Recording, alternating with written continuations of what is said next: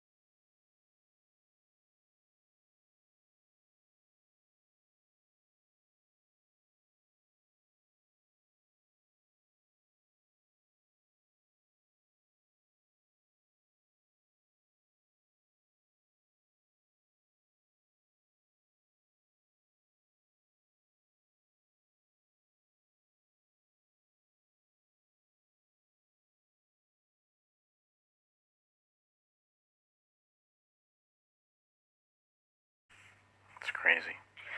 See, I didn't go overseas. My job was basically writing the TDY orders to send people overseas and processing people to base, off base, that kind of thing. I worked in the orderly room, so I didn't actually see wartime. But I did send people over there. Well, I didn't send them. I wrote the paperwork so that they could go. But I guess I was lucky in that regard. Amen.